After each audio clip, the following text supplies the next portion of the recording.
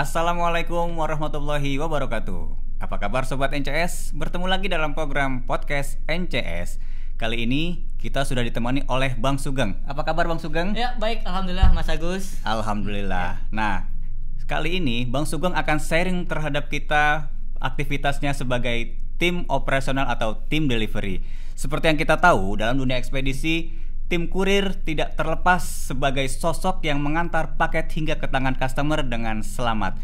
Langsung saja kita berbincang dengan Bang Sugeng. Bang Sugeng, bisa diceritakan kira-kira Bang Sugeng masuk NCS itu tahun berapa sih? Sekaligus silakan perkenalan. Ya, terima kasih Mas Agus. Perkenalkan, nama saya Sugeng Rudianto. Saya adalah salah satu tim delivery di NCS Protokol, ya tepatnya sebagai leader delivery. Dan untuk pertama kali saya masuk NCS adalah di tahun 2011, tepatnya tanggal 25 Maret 2011. Dan saya bergabung di salah satu delivery di divisi Utara 1, Mas Agus. Dan kebetulan pertama kali saya ngelamar di NCS adalah sebagai kurir, Mas Agus. Oh, dulu berarti sebagai kurir langsung sebagai kurir. Dan pada saat hari itu juga saya dites, lalu diinterview. Dan kebetulan saya ditugaskan untuk mengantar dokumen urgent yang sifatnya memang itu ditunggu oleh nasabah. Itu saya mengantar di daerah Muara Baru, Jakarta Utara. Kesulitan-kesulitan yang saya alami selama di lapangan adalah yang pertama adalah saya kesulitan untuk mencari alamat, karena pada saat saya pertama kali terjun di lapangan dan itu juga pengalaman pertama saya jadi kurir, itu kendalanya adalah mencari alamat RT RW. Oh, jadi waktu pertama kali masuk, Bang Sugeng langsung terjun ke lapangan. Dan waktu itu langsung kesulitan mencari alamat, nyasar gitu ya. Nyasar, betul, Mas Agus. Karena ya memang saya juga belum menguasai wilayah tersebut. Dan kebetulan saya tinggal di Jakarta Barat, ditugaskan di utara. Saya belum menguasai wilayah tersebut. Itu pengalamannya saya mencari alamat RT RW. Saya harus mencari-cari dulu RT RW-nya, tepatnya di mana, posisi rumahnya di mana. Dan alhamdulillah setelah saya nanya ke pengurus, salah satu pengurus RT, ya alhamdulillah dikasih tahu ya, tepatnya posisi rumahnya di sebelah sini, dan dokumen tersebut alhamdulillah sampai di tangan nasabah dengan selamat dan nggak ada komplain, alhamdulillah. Kita kan khawatir takutnya dokumen tersebut memang benar-benar ditunggu dan telat pengantarannya, nanti bisa dikomplain, kita kan repot. Itu pengalamannya. Betapa ada rasa kepuasan tersendiri ya ketika di hari pertama Bang Sugeng langsung terjun, menemui kesulitan nyasar, hingga akhirnya endingnya itu bisa mengirim ke tangan penerima. Iya, alhamdulillah. Ya, selain itu juga pengalaman kedua pernah saya mengantar di daerah Pantai Indah Kapuk, Mas Agus. Itu ya suatu pengalaman dan ada cerita lucu juga, Mas Agus. Oh, apa tuh? Cerita lucunya gini, Mas Agus. Pada saat saya mengantar dokumen ke daerah Pantai Indah Kapuk, ya tepatnya di komplek Grisenda atau Apal, saya lupa itu.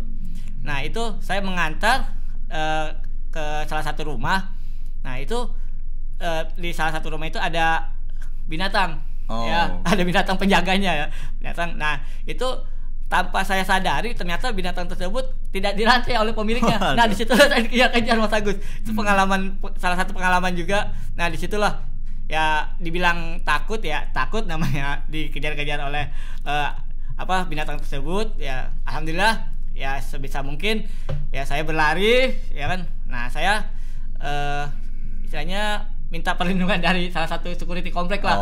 Nah, alhamdulillah dibantu oleh salah satu security komplek. Nah, terus binatang tersebut langsung pergi dan saya menemui nasabah secara baik-baik, ngomong bahwasanya saya tadi ada pengalaman seperti ini, dan ya udah si nasabah tersebut ya meminta maaf, dan istilahnya ya saya juga karena itu udah tugas saya untuk mengantar dokumen, ya udah kita kasih dokumennya dengan selamat, dan ya alhamdulillah nggak ada komplain juga gitu kan. Itu yang pengalaman kedua. Pengalaman ketiga, setelah saya pindah divisi di delivery protokol. Nah, pada saat saya ngantar kartu kredit itu dimarah-marahin sama nasabah, Mas Agus. Nah, nasabah itu komplain, nah kartu kreditnya itu telat datangnya. Nah, kita kan karena dari perusahaan ekspedisi hanya sifatnya untuk mengantar, bukan dari perbankan. Nah, kita jelaskan secara baik-baik bahwasanya kita hanya sebagai jasa pengiriman yang hanya sifatnya mengantar kartu kredit tersebut. Dan untuk keterlambatan ya mohon maaf, dari saya pribadi sebagai kurir dan atas nama jasa pengiriman saya minta maaf. Saya jelasin secara baik-baik, alhamdulillah nasabah juga mengerti dan diterimalah kartu kredit tersebut. Dan memang kartu kredit itu ditunggu dan pengen dipakai untuk transaksi si nasabah tersebut. Ya itulah beberapa pengalaman teman-teman, pengalaman saya. Berarti sebagai seorang yang terjun ke lapangan gitu ya, itu cukup banyak pengalamannya Bang Sugeng ya, dari mulai dikejar binatang, nyasar, sampai berurusan dengan nasabah itu sendiri gitu. Dimarah-marahin pernah, dan ada juga yang ya tergantung sih, kita pada saat pengiriman itu tergantung ya teman-teman. Karena di lapangan itu sifatnya fleksibel sih, kondisional juga. Karena terkadang kita menemui nasabah yang baik, menemui nasabah yang ya istilahnya kata kasarnya ya kurang enak juga di kita. Tapi kita sebagai kurir, sebagai jasa pengiriman harus legowo, harus menerima apapun konsekuensinya, apapun keadaan kondisi di lapangan kita harus terima. Kita nggak boleh komplain, nggak boleh menunjukkan bahwasanya kita tuh kesel sama nasabah. Usahakan kita tuh berusaha 3S, senyum, sapa, salam. Senyum, sapa, salam. Itu moto dari tim delivery ya, untuk mengantarkan paket atau dokumen ke customer ya. Iya. Nah, untuk teman-teman juga saya pesan jangan yang namanya malu-malu untuk bertanya apabila ada kesulitan-kesulitan mencari alamat gitu Mas Agus. Karena pengalaman-pengalaman yang saya alami dan tim saya, terutama kurir-kurir saya, ya itu kadang ya namanya sifat manusia malu bertanya sesat di jalan. Betul. Ya jangan malu. Kita kalau ada kesulitan-kesulitan untuk menanyakan alamat, ya tanyakan ke yang memang tahu alamat tersebut. Yang memang tahu kira-kira orang asli situ gitu ya. Ya syukur-syukur ketemu sama pengurusnya langsung. Kalau sifatnya yang pengirimannya berupa alamat perkampungan RT RW. Tapi kalau untuk berupa kayak alamat daerah protokol kan perkantoran, hanya kita mencari alamat gedung dan alamat perkantoran saja gitu Mas Agus. Oke. Nah, dari sekian banyak tantangan di lapangan nih Bang Sugeng, lalu sebenarnya apa sih motivasi awal dari Bang Sugeng sehingga terpanggil menjadi tim delivery atau tim kurir NCS? Ya Mas Agus, seperti tadi yang saya sebutkan di awal, awal saya ngelamar di perusahaan ini adalah sebagai kurir, dan alhamdulillah memang itu mungkin rezeki saya.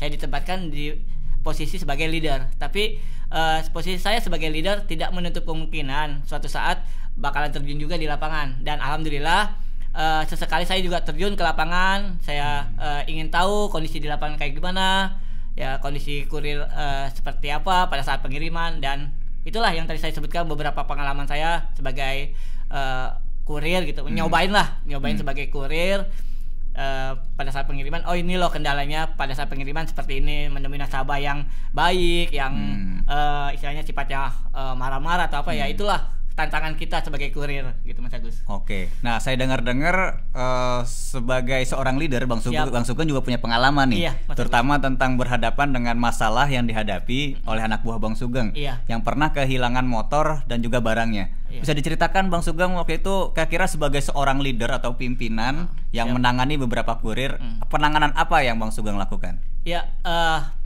ini pernah ada pengalaman sedikit dari kurir saya Mas Agus. Pada saat beliau mengantar dokumen ke salah satu gedung di daerah Gatot Subroto, memang ya namanya sifat manusia, mungkin dia juga terburu-buru untuk mengantarnya, pengen cepat selesai.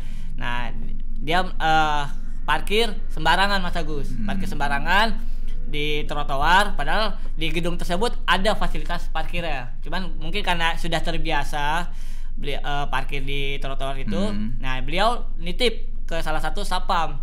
Nah, pada saat pengiriman si kurir tersebut masuk mengantar dan balik lagi ke luar, itu motor udah nggak ada Mas Agus, udah hilang.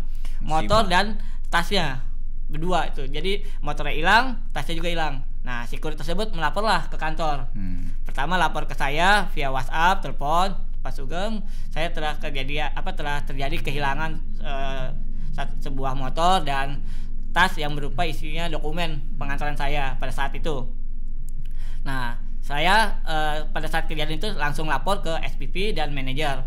Nah, tanggapan SPP dan manajer suruh bikin surat laporan kehilangan ke Polsek, dan kebetulan area tersebut masuk ke wilayah Kecamatan Setiabudi. Saya pada saat itu langsung pergi ke Polsek Setiabudi mengurus administrasi, mengurus surat-surat kehilangan, dan alhamdulillah dari pihak kepolisian juga membantu, tidak membuat kesulitan lah untuk proses pembuatan surat kehilangan tersebut. Demikian Mas Agus. Oh, itu salah satu pengalaman yang dimiliki Bang Sugeng sebagai seorang leader gitu ya. Nah, di sisi lain sebagai seorang tim pengantar di lapangan, ternyata Bang Sugeng juga punya aktivitas lain nih di luar yang tidak lepas dari kehidupan sosialnya. Saya dengar-dengar cukup banyak nih Bang Sugeng mengikuti berbagai organisasi. Bisa disebutkan Bang Sugeng ini aktif di organisasi apa aja kira-kira? Alhamdulillah ya Mas Agus ya, untuk masalah kegiatan saya di luar pekerjaan atau di luar sebagai leader di Delivery NCS ini, kegiatan saya banyak Mas Agus. Wah. Salah satunya adalah ya di PMI sebagai relawan, relawan Palang Merah ya. Di Palang Merah. Terus di Citra Bayangkara juga, Polsek Tambora. Terus kebetulan yang saat ini saya jalani adalah LMK, Lembaga Musyawarah Kelurahan. Tuh. Dan banyaklah pengalaman-pengalaman sosial saya juga ya contohnya kayak kemarin saya juga alhamdulillah bisa bekerja sama dengan Mas Agus dan mengadakan donor darah. Ya alhamdulillah, ya itu salah satunya yang saya jalani sebagai relawan PMI. Demikian Mas Agus. Oke, ada motivasi apa nih yang terpanggil dari hati sehingga Bang Sugeng itu bisa mengikuti berbagai kegiatan itu? Ya, kalau untuk motivasi dan panggilan jiwa itu memang udah tumbuh dari saya pada saat menginjak bangku sekolah ya Mas Agus. Memang sekolah itu udah mengikuti berbagai kegiatan ya? Berbagai kegiatan sosial, dan alhamdulillah dari sejak saya sekolah itu memang saya aktif di organisasi seperti OSIS dan kegiatan Eskul Palang Merah Remaja. Jadi sifat jiwa sosial saya itu mulai terpanggil di situlah Mas Agus. Oh, memang sudah tumbuh sejak masih belajar sekolah, di bangku sekolah ya. Di bangku sekolah. Ibaratnya sekarang meskipun sudah bekerja formal itu tidak cukup. Saya harus memberikan sesuatu nih untuk masyarakat gitu. Benar, Bang Sugeng ya. Terus bagi waktunya itu gimana Bang Sugeng dengan pekerjaan, pernah bentrok nggak kira-kira? Ya, untuk masalah waktu ya alhamdulillah sebisa mungkin saya untuk masalah kegiatan di luar pekerjaan saya bisa bagi waktu antara kerjaan dan sosial. Dan kebetulan untuk kegiatan-kegiatan tersebut itu hanya ada di Sabtu Minggu biasanya. Kalau untuk kegiatan-kegiatan kerelawanan PMI biasanya ada di Sabtu Minggu. Saya usahakan untuk hadir kalau memang di PMI ada acara. Terus kalau di wilayah tempat tinggal saya kayak seperti Citra Bayangkara itu biasanya waktunya malam. Ya, masuk LMK juga ya? LMK juga seperti itu. Cuman terkadang kalau memang ada sifatnya yang urgent ya, kayak ada panggilan di kelurahan atau di kecamatan, ya saya izin bentar ke pimpinan saya, lalu ya saya balik lagi ke kantor gitu. Ya artinya kerjaan di kantor ya saya selesaikan dulu. Nah baru kerjaan kedua ya, tapi tetap saya bertanggung jawab ke kerjaan yang utama di kantor ini. Demikian Mas Agus. Oke. Kesibukan Bang Sugeng itu sama seperti para pekerja pada umumnya Sobat NCS. Senin sampai Sabtu itu dari office hour itu Bang Sugeng itu masuk. Tapi itu tidak menghilangkan rasa panggilan jiwanya untuk berbuat sesuatu untuk masyarakat. Nah, silakan Bang Sugeng beri inspirasi kepada seluruh tim Delivery NCS dan seluruh Sobat NCS kira-kira bagaimana agar bisa punya semangat dan spirit seperti Mas Sugeng yang sudah bekerja formal tapi juga punya panggilan jiwa untuk masyarakat. Ya, untuk teman-teman sahabat-sahabat NCS di manapun berada di seluruh Indonesia, yang pertama adalah kita jangan pernah malu dan jangan pernah merasa bangga, dan apapun yang kita miliki itu kita kembalikan lagi ke Allah, ya kan? Karena hasil jerih payah kita yang kita dapat itu tidak lepas adalah ikhtiar dan usaha kita. Itu yang pertama. Kedua, kita juga harus bersyukur apapun pemberian yang telah diberikan oleh Allah Subhanahu wa taala, kita kembalikan lagi karena sebagian rezeki kita adalah ada hak untuk orang lain. Nah, itulah saya juga terpanggil untuk jiwa sosial saya untuk melakukan beberapa kegiatan sosial. Tuh. Yang pertama, motivasi untuk teman-teman tetap yang namanya 3S, senyum, sapa, salam, terutama untuk para kurir yang ada di seluruh Indonesia. Senyum, sapa, salam itu harus diterapkan. Yang kedua, jangan pernah malu bertanya apabila ada kesulitan-kesulitan, kendala-kendala di jalan, karena malu bertanya sesat di jalan. Itu. Terus yang selanjutnya, apapun kondisi dan situasi di lapangan, baik kita menemui nasabah yang baik, yang orangnya baik atau yang sifatnya yang tidak baik menurut kita, ya kita terima aja, kita logo aja. Ya usahakan kita di depan nasabah, di depan customer itu senyum, sapa, salam. Jangan menunjukkan sifat kita itu kesal ke nasabah tersebut. Karena apapun yang kita berikan, apapun pelayanan yang kita berikan, itu merupakan nilai plus nantinya untuk kita dan kantor ekspedisi kita ini. Demikian Mas Agus. Oke, intinya adalah senyum, sapa, salam. Tetap di antara kegiatan Mas Sugeng yang cukup banyak itu, prioritas utama adalah bagaimana agar kiriman dan paket itu lekas sampai ke tangan customer. Betul. Itu tetap prioritas nomor 1 Bang Sugeng ya. Terutama karena ya tidak menunggu kemungkinan yang, apalagi sekarang ini NCS kan ada yang namanya program atau apa ya namanya ya, NFD, yang disebut NFD itu Nusantara Food Delivery ya Mas Agus ya. Yang saya dengar ada salah satu program NFD, Nusantara Food Delivery. Nah, Nusantara Food Delivery itu adalah suatu kayak pengiriman makanan, ya. Nah, itu kan otomatis pengiriman itu harus cepat sampai, ya kan, cepat sampai di tangan si penerima atau si nasabah.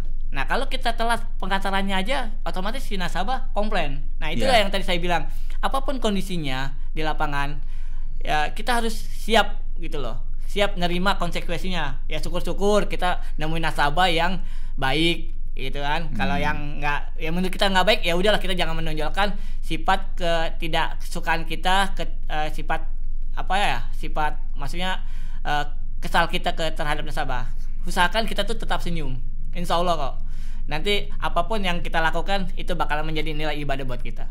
Oke, terima kasih Bang Sugeng makasih, atas inspirasinya. Semoga bisa menginspirasi seluruh Sobat NCS di seluruh Nusantara. Dan Sobat NCS, demikian podcast NCS. Kita telah menyimak sisi lain dari seorang tim delivery. Untuk itu, Sobat NCS, seperti pesan Bang Sugeng tadi, jangan pernah putus semangat dan jangan pernah malu untuk melakukan sesuatu yang lebih kepada masyarakat. Siap. Demikian podcast kali ini. Sampai jumpa di podcast berikutnya. Wassalamualaikum warahmatullahi wabarakatuh. Waalaikumsalam warahmatullahi wabarakatuh.